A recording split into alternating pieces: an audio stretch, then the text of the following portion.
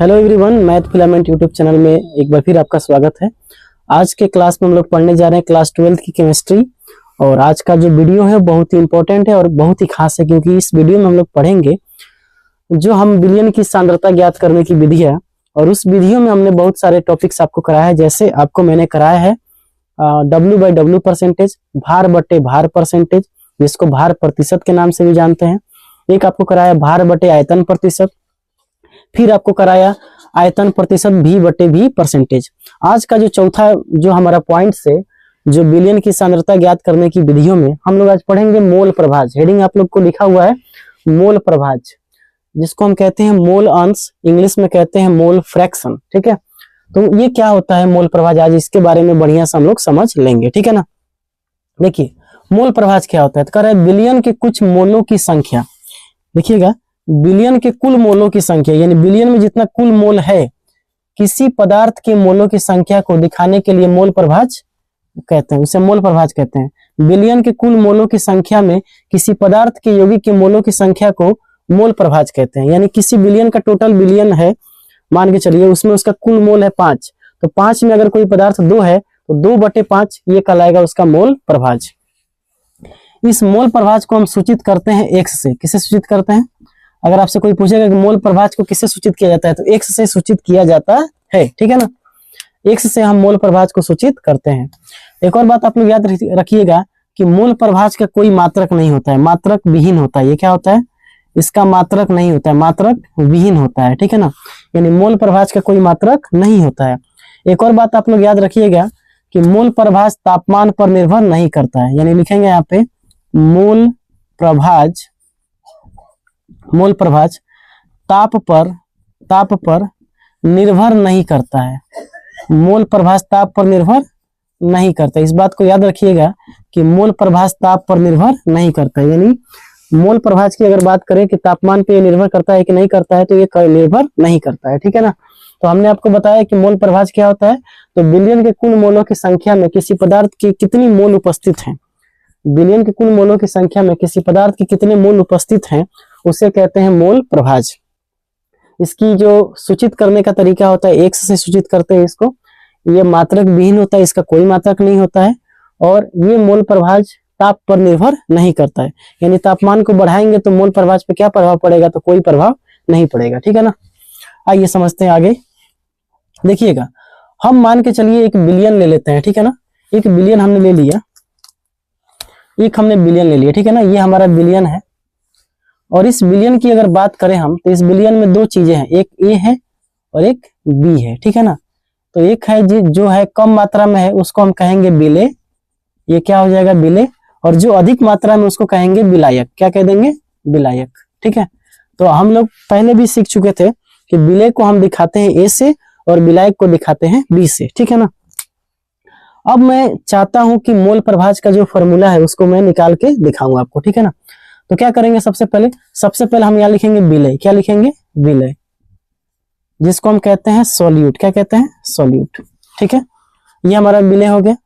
एक हमारा क्या होगा, थोड़ा और इसको इधर लिखते हैं, इसको थोड़ा सा और इधर लिखते हैं। देखिए, ये हमारा हो गया विलेय। ठीक है ना, विलेय को हम कहते हैं सॉल्यूट। और दूसरा जो हमारा हो गया वो हो गया विलायक। क्या हो गया? विलायक, जिसको हम कहते हैं सॉल्वेंट। क्या कहते हैं?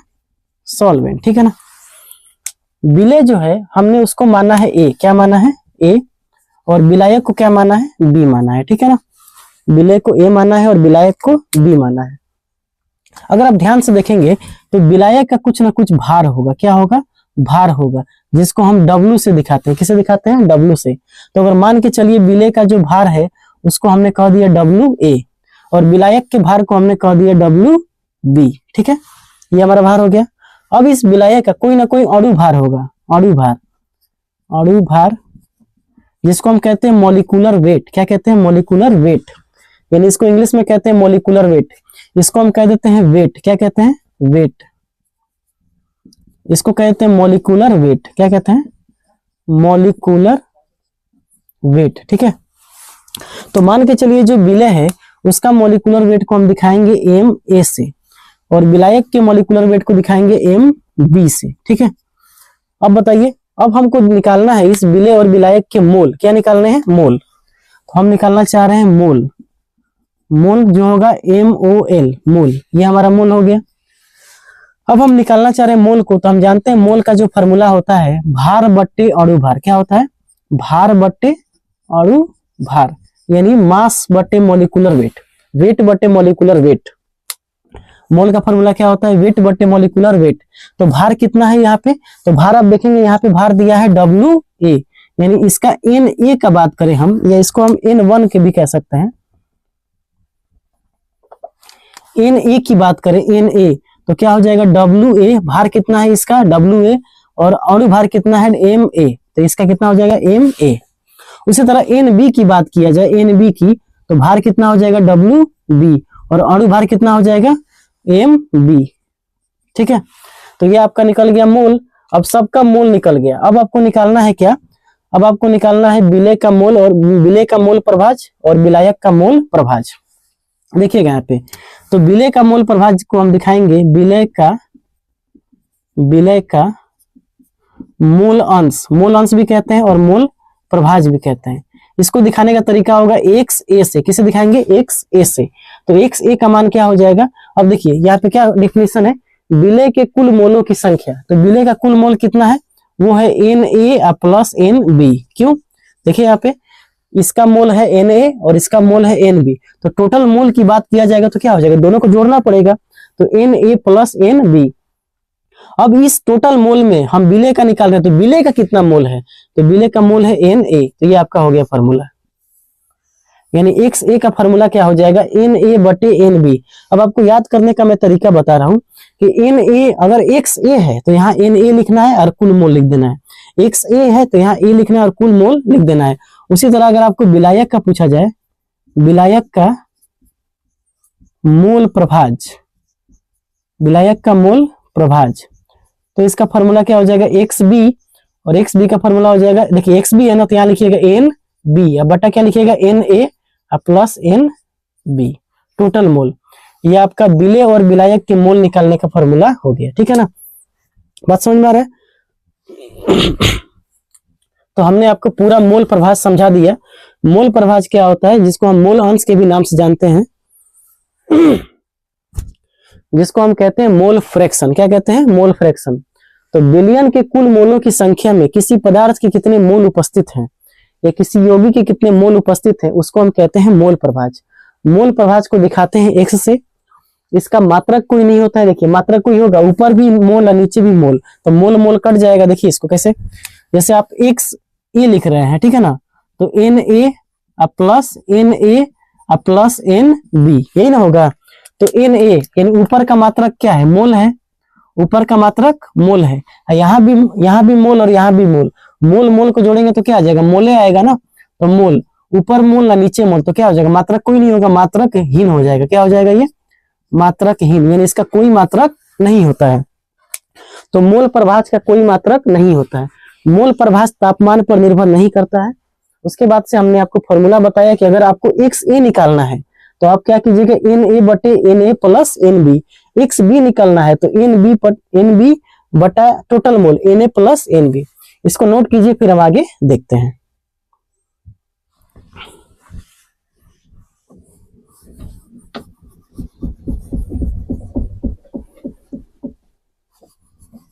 रुक दो।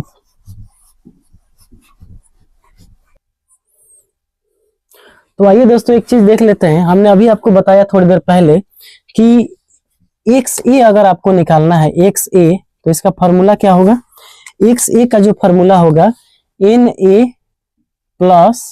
बट्टा Na प्लस NB, यही होगा। ये आपका पहला फॉर्मूला हो गया। ठीक है ना। अगर आपको XB निकालना है, XB, तो फॉर्मूला क्या हो जाएगा? NB, B है तो B ऊपर रहेगा B, Na प्लस NB। अब जरा एक चीज आप देखिएगा ध्यान से, हम क्या कर रहे हैं? इसको समीकरण 1 मानते हैं और इसको समीकरण 2 मानते हैं, और उसके बाद से हम क्या करें? समीकरण 1 और 2 को जोड़ देते हैं। समीकरण 1 प्लस समीकरण 2, तो क्या होता है देखिएगा। तो यहाँ पे हो जाएगा XA प्लस XB। ठीक है, XA का मान कितना है? तो XA का मान है Na बट्टा Na प्लस NB। उसी तरह एक्स बी का मान कितना है, तो एक्स बी का मान हो जाएगा एन बी बटा N A plus N B. जब इसको आप जोड़िएगा तो हर समान है ना, दोनों का हर समान है, तो दोनों का हर समान है तो N A plus N B, सीधे ऊपर वाला को जोड़ सकते हैं ना, तो क्या हो जाएगा N A plus N B.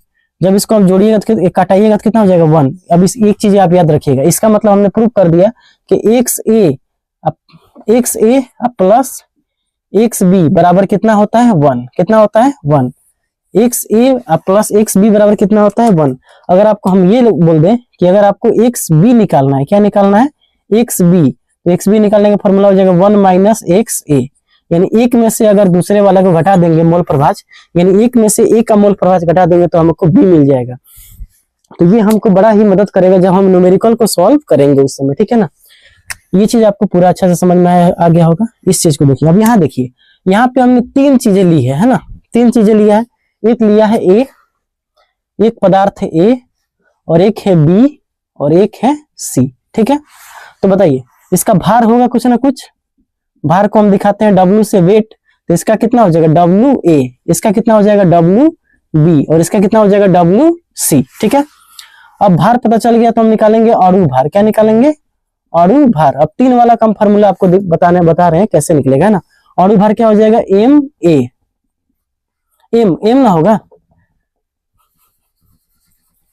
यहां हो जाएगा M, क्या हो जाएगा M, तो इसका कितना हो जाएगा MA, इसका हो जाएगा MB, और इसका हो जाएगा MC, ठीक है ना।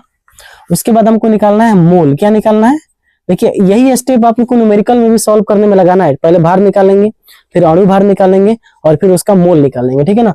तो मोल उसको कितना हो जाएगा मोल का N, मोल को दिखाते हैं N से, तो Na का मान कितना हो जाएगा, तो Na का मान हो जाएगा WA भार बट्टे, फॉर्मूला क्या होता है भार बट्टे अणु भार, भार बट्टे अणु भार। तो भार कितना है WA, और इसका कितना हो जाएगा WMA, MA। यहाँ हो जाएगा NB बराबर क्या हो जाएगा भार, भार है WB, भार है WB, और इसका जो मोलिकुलर वेट है यानी अणु भार कितना है MB। फिर यहाँ NC निकालेंगे तो भार कितना है WC, और इसका अणु भार कितना है MC, ठीक है ना। अब हम निकालना चाह रहे हैं मोल प्रभाज, तो XA का मान निकालना चाह रहे हैं ना, तो XA का मान क्या हो जाएगा, तो A माने एक A का मोल ऊपर रहेगा, A का मोल क्या रहेगा ऊपर, और बाकी सब नीचे, Na plus NB plus NC। ये आपका हो गया पहला फॉर्मूला, ठीक है। अगर आपको XB निकालना है तब क्या करेंगे NB बटा Na plus NB plus NC, ये आपका हो गया दूसरे का फॉर्मूला। तीसरा का फॉर्मूला XC निकालना होगा तो क्या करेंगे, एक NC को ऊपर रखिएगा, बाकी सबको नीचे, Na plus NB plus NC, फिर ये आपका NC का फॉर्मूला हो गया। अगर आप इस तीनों को जोड़ेंगे, जैसे हम जोड़ रहे हैं XA plus XB plus XC, तो क्या आएगा फॉर्मूला, देखिएगा ये आपका अगला पॉइंट में आप लिख सकते हैं XA, इस तीनों को जोड़िएगा तो XA का मान कितना है Na बटा Na plus NB plus NC। उसी तरह XB का मान यहाँ रखिए, XB का मान तो क्या हो जाएगा XB का मान रखना है तो NB बटा Na plus NB plus NC। XC का मान रखिए, XC का मान आप रखना है तो NC बटा Na plus NB plus NC। हर देखिए हर सभी का सेम है ना, तो हर सेम रहता है तो ऊपर वाला को सीधा जोड़ देते हैं, तो ऊपर वाला को जोड़िए तो Na plus NB plus NC, अब बटा क्या हो जाएगा Na plus NB plus NC, cut जाएगा तो कितना हो जाएगा 1, यानी हमारा फॉर्मूला क्या निकल के आ गया XA plus XB plus XC बराबर होता है 1। ये फॉर्मूला आप लोग याद रखिएगा। तो यहाँ पे हमने आपको मोल प्रभाज का जितना भी थ्योरी था उस पूरे थ्योरी को अच्छे से समझा दिया है। उम्मीद है आपको ये पूरा समझ में आया होगा, ठीक है। एक क्वेश्चन दिया हुआ है, देखिए मोल प्रभाज को निकालने का तरीका हम आपको बता रहे हैं कि 40 ग्राम NaOH को 40 ग्राम, देखिएगा 40 ग्राम क्या दिया है NaOH, और 40 ग्राम NaOH को 54 ग्राम जल में घोला गया, तो NaOH और जल का मोल प्रभाज ज्ञात कीजिए, ठीक है। ऐसे सवालों को कैसे बनाना है जरा ये देख लेते हैं, ठीक है ना। सबसे पहले हमने आपको बताया था कि हमारा जो विलय है, विलय जिसको हम दिखाते हैं ए से, उसको लिख लेंगे। और हमारा जो विलायक है, विलायक जिसको हम दिखाते हैं बी से, ठीक है। तो अगर हम ध्यान से देखें, भार दिया है सबका, भार यानी डब्ल्यू दिया है, क्या दिया है, डब्ल्यू। इसका डब्ल्यू ए का मान कितना दिया है, तो आप ध्यान से देखेंगे डब्ल्यू ए का मान दिया है 40 ग्राम, ठीक है। डब्ल्यू बी का मान कितना दिया है, डब्ल्यू बी का मान दिया है 54 ग्राम, 54 ग्राम। यहाँ पे जो विलय है वो हमारा NaOH है, क्या है, NaOH। और हमारा जो विलय का काम कर रहा है वो हमारा कर रहा है H2O, जल, क्या कर रहा है, जल, ठीक है ना। भार निकल गया। अब हमको निकालना है अणु भार, क्या निकालना है, अणु भार, जिसको हम कहते हैं M। तो आपने 11th क्लास में अणु भार निकालना सीखा होगा, नहीं सीखा है तो यहाँ सिखा देंगे। देखिए NaOH, NaOH का अणु भार निकालना है तो आपको क्या करना है, NaOH, यही है ना। तो NaOH का Na का कितना होता है, Na का परमाणु क्रमांक कितना होता है, द्रव्यमान, Na का परमाणु द्रव्यमान कितना होता है, 23। ऑक्सीजन का कितना होता है, 16, और हाइड्रोजन का कितना होता है, 1। तो कितना हो जाएगा, 23, 16, 17 कितना हो जाएगा, 40 ग्राम पर मोल, कितना हो जाएगा, 40 ग्राम पर मोल NaOH का हो गया। उसी तरह आप H2O का निकालिए, तो H कितना है, 2 गो है, और हाइड्रोजन का परमाणु द्रव्यमान कितना होता है, एटॉमिक मास 1 होता है, अब प्लस ऑक्सीजन का कितना होता है, 16। तो यहाँ से निकल जाएगा, तो 2 और 16 कितना हो जाएगा, 18 ग्राम पर मोल, 18 ग्राम पर मोल। जिसको परमाणु क्रमांक नहीं आता है, नहीं याद है, याद कर लो। परमाणु क्रमांक और परमाणु द्रव्यमान बहुत ही इंपॉर्टेंट है, कहोगे तो उसके लिए एक और वीडियो बना देंगे, ठीक है ना। लेकिन ये सब परमाणु द्रव्यमान कैसे निकाला जाता है ये सीख लो, ठीक है। नहीं आता तो एक वीडियो आ जाएगा, उसके लिए चिंता की कोई बात नहीं है, ठीक है। अब इसका हम निकालेंगे मोल, क्या निकालेंगे, मोल, मोल यानी N। तो Na का मान निकालना है, Na बराबर क्या होता है, भार बटे अणु भार। तो भार कितना है, यहाँ लिख देते हैं फॉर्मूला, भार बट्टा अणु भार। तो भार बटा अणु भार, भार कितना दिया है, भार दिया है WA, और अणु भार कितना है, Ma। तो Ma का मान ये निकल चुका है, और MB का मान ये निकल चुका है, ठीक है ना। तो ये कितना हो जाएगा, WA का मान हो गया 40, ये भी आ गया 40। तो कितना मोल आ गया, 1 मोल, कितना मोल आ गया, 1 मोल। यहाँ देखो NB का मतलब क्या होता है, भार बटे अणु भार। भार कितना है, 54, और अणु भार कितना है, 18, कटा दो तो कितना हो जाएगा, 3 मोल, कितना हो जाएगा, 3 मोल। अब हमसे पूछा है मोल प्रभाज, तो पहले निकालते हैं किसका, NaOH का। तो NaOH को हमने माना है A, क्या माना है, A। तो XA बराबर क्या हो जाएगा, Na बट्टा Na प्लस NB। Na का मान कितना दिया है, तो Na का मान दिया है 1, कितना दिया है, 1। टोटल कितना हो जाएगा, 1 + 3। तो 1 + 3 कितना हो जाएगा, 4। तो 1/4, 1/4 का मतलब होता है 0.25, 0.25। XB निकालना है तो क्या करेंगे, NB बट्टा Na प्लस NB। NB का मान कितना है, देखो 3, कितना है, 3। अब बट्टा क्या कर देंगे, 4, 1 + 3 सबको जोड़ देंगे ना, 1 + 3, तो 3/4, ये कितना हो जाएगा, 0.75। इसको निकालने का एक और भी तरीका था दोस्त, देखो XB निकालने का तरीका था 1 - XA, याद है, हमने आपको बताया था कि XB निकालने का तरीका क्या है, X - 1 - XA। तो 1 - XA का मान कितना दिया है, 1/4। तो 4 एकम 4, 4 में से 1 गया 3, 3/4, जिसको दशमलव में बदलेंगे तो हो जाएगा 0.75। तो ये आपका हो गया मोल प्रभाज निकालने का तरीका। हमने कुछ नहीं किया, बस फॉर्मूला के अनुसार निकाला है।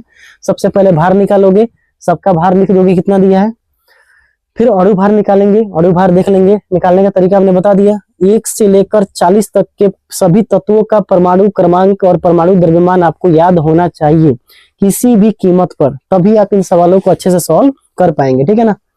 फिर हमने निकाल दिया मोल, मोल का फॉर्मूला क्या होता है, भार बटे अणु भार। फॉर्मूला रख दिया, यहाँ पे उसके फॉर्मूला को रख के बना दिया, ठीक है ना। तो एक सवाल और बता देते हैं, उसके बाद आपका ये मोल प्रभाज समाप्त हो जाएगा, ठीक है। तो आइए दोस्तों एक और सवाल को देखते हैं। सवाल ये है कि 1 बिलियन में 90 ग्राम जल, कितना ग्राम जल है दोस्त, 90 ग्राम जल, ठीक है, और 46 ग्राम एथिल अल्कोहल। एथिल अल्कोहल का जो सूत्र होगा वो होगा C2H5OH। सूत्र भी आप याद करते चलिएगा, C2H5OH। और 32 ग्राम मेथिल अल्कोहल दिया है, तो सभी का मोल प्रभाज ज्ञात कीजिए। अब आपकी बार बिलियन में 3 चीजें हैं, ठीक है ना। तो आइए निकालते हैं इसको। देखिए सबसे पहले क्या दिया है, जल, क्या दिया है, जल। जल का सूत्र होता है H2O, इसको हम मान लेते हैं क्या, ए, क्या मान लेते हैं ए, ठीक है। और बी में हमारा क्या दिया है, बी में हमारा दिया है मेथिल एथिल अल्कोहल, क्या दिया है, एथिल अल्कोहल, एथिल अल्कोहल।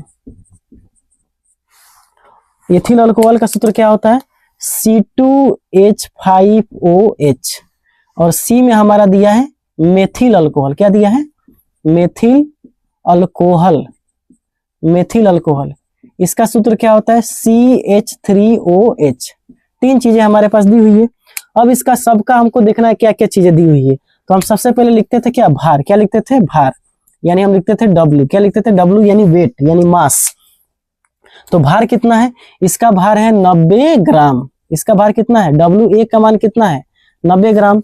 उसी तरह WB का मान बताइए, WB का मान कितना है, 46 ग्राम, कितना है, 46 ग्राम। उसी तरह WC का मान बताइए, तो WC का मान कितना है, ये आपका है 32 ग्राम, कितना ग्राम है, 32 ग्राम। अब उस तरह आप निकालिए अणु भार, क्या निकालिएगा, अणु भार, जिसको हम दिखाते हैं M से, क्या दिखाते हैं, M से, M से। तो अब देखिए H2O का अणु भार निकालिए, H2O, तो हाइड्रोजन कई गो है, 2 गो, और हाइड्रोजन का परमाणु द्रव्यमान कितना होता है, 1, और ऑक्सीजन का कितना होता है, 16, तो कितना हो जाएगा ये 18, यानी Ma का मान कितना हो गया, 18। आइए अब इसका निकालते हैं C2H5OH का।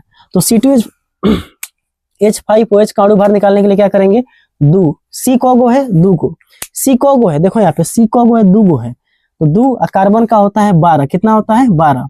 अब 5, हाइड्रोजन कई गो है, 5, और हाइड्रोजन का होता कितना है, परमाणु द्रव्यमान 1, प्लस और फिर यहाँ देखो यहाँ भी O कोई गो है, O एगो है, तो O का कितना होता है 16, O का कितना होता है 16, और हाइड्रोजन का कितना होता है 1, इसको जोड़ दो, 12 दूना 24, 12 दूना 24, 5 एकम 5, और फिर 16 1 17, 17 5 22, और 22 और 2 26, 17 24 जोड़ते हैं इसको, 24 4 29, और 29 16 कितना हो जाएगा 46, कितना हो जाएगा 46 ग्राम पर मोल।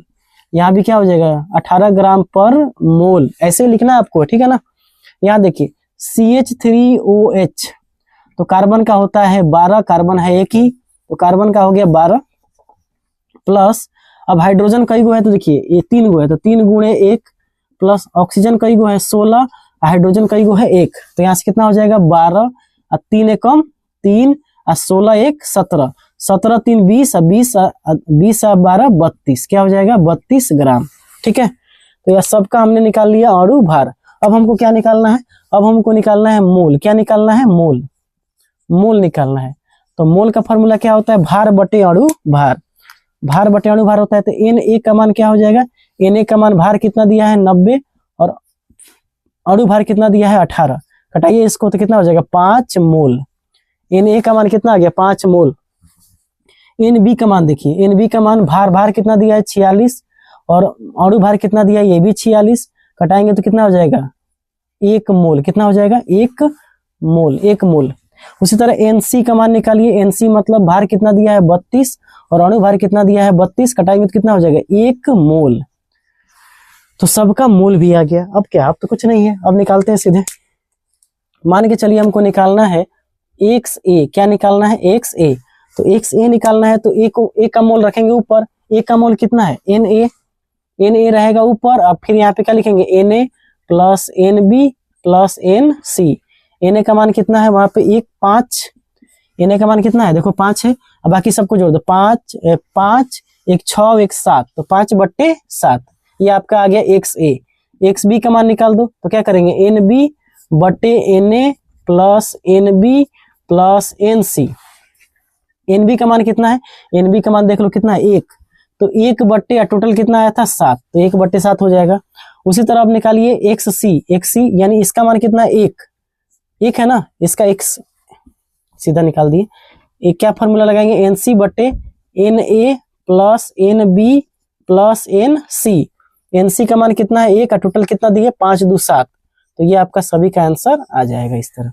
तो इस तरह आप मोल प्रभाज के सवालों को हल करेंगे, इसको नोट कीजिए। फिर आप देखिए तो हमने आपको यहाँ पे मूल प्रभाज के थ्योरी के साथ साथ उसके फॉर्मूला को कैसे अप्लाई करना है ये भी हमने आपको सिखा दिया। मूल प्रभाज में और भी कई तरीके के सवाल बनते हैं जिसको हम डेली आपको इस वीडियो के बाद 10-10 सवाल करके आपको सिखाएंगे कि कैसे सवालों को आपको डील करना है। टोटल हम 30 या 40 क्वेश्चन करेंगे तो आपका कॉन्सेप्ट पूरी तरीका से क्लियर हो जाएगा मूल प्रभाज को लेकर। तो उम्मीद है आपको वीडियो ये अच्छा लगा होगा। अच्छा लगता है तो लाइक कीजिए और इस चैनल को सब्सक्राइब कीजिए और अपने दोस्तों में शेयर कीजिए। मिलेंगे इसी के साथ अगले वीडियो में, तब तक के लिए जय हिंद।